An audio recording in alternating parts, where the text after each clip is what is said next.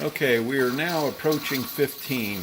And so what I do is I watch this carefully. When I get to 14, I actually turn down my temperature. In this case, I go from 9 to 7. And that will slow down the increase. And I also start my timer at the top here, so 25 minutes. And what I do is I try to inch it up. When I have a full batch like this, you're going to have to figure it out for your stove. But for mine, when I'm within 1 psi, I drop it down to 7. It slows the increase and makes it easier for me to lock it in. Now once it gets to pressure, then I drop it down to 4, and it tends to hold with 7. But I noticed the other day when I had when I went from 7 quarts to 2 quarts, I had to drop it all the way down to 2. So there was a lot less thermal mass in there, and it took a lot less heat to hold the temperature. So anyways, we're watching this right now for it to see when it gets to 15.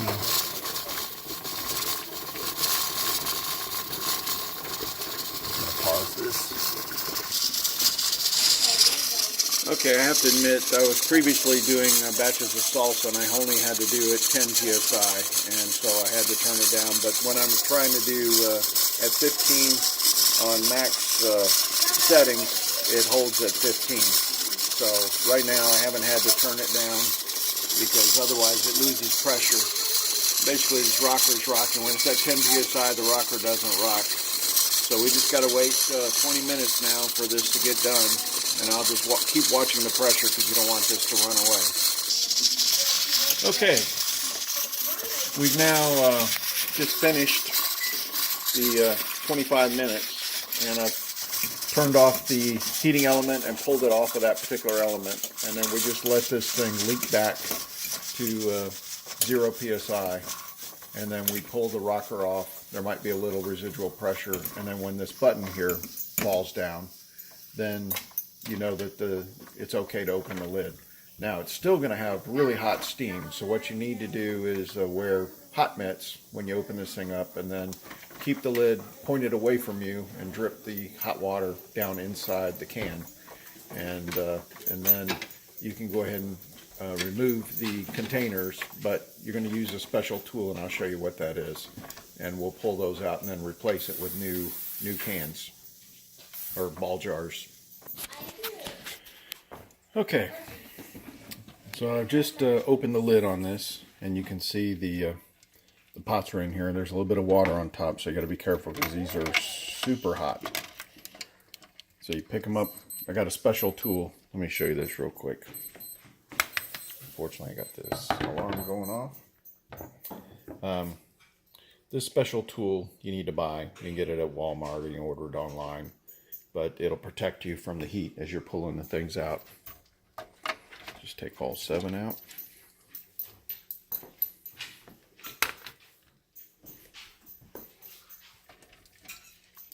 I try to dump the water off when I pull it out.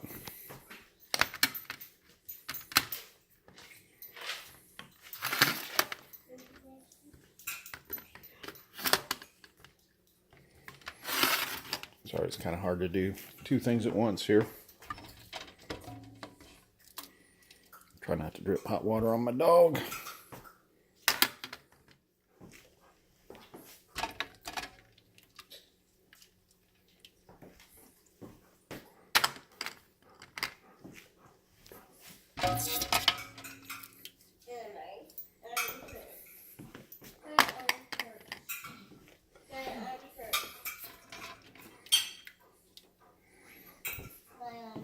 Okay, so what I'm going to do is pause this because I've got to add some more water to this for the next batch. Alright, so I loaded the next 7 in, and it's important when you put the lid back on to have the little rocker right here installed, because you'll notice it'll pressurize right away while this is still hot.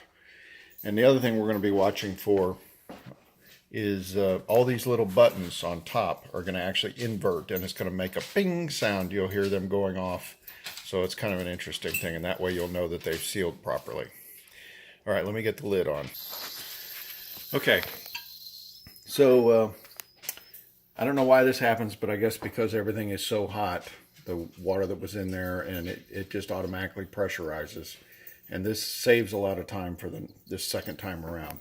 So the important thing each time is just try to get that pot centered on the eye so that you get the best heat conduction. Let's see, that looks pretty close. We'll keep an eye on that. But it's gonna be the same process. You're gonna bring it up to 15 psi for 20 minutes. This time around won't take quite as long. But that's basically it for pressure canning. So these over here, you just want to make sure that they all seal. And like I said, this little button is kind of got a dome shape on it right here, and that's actually going to be inverted. You'll see an indentation, and that way you know that it's sealed. So that's it for the part 2 of this. I'm going to try to put these 2 videos together, but I may go ahead and just post them separately right now, part 1, part 2. I've got some software that I'll have to fool around with and try to stitch it together. All right, good luck, and God bless.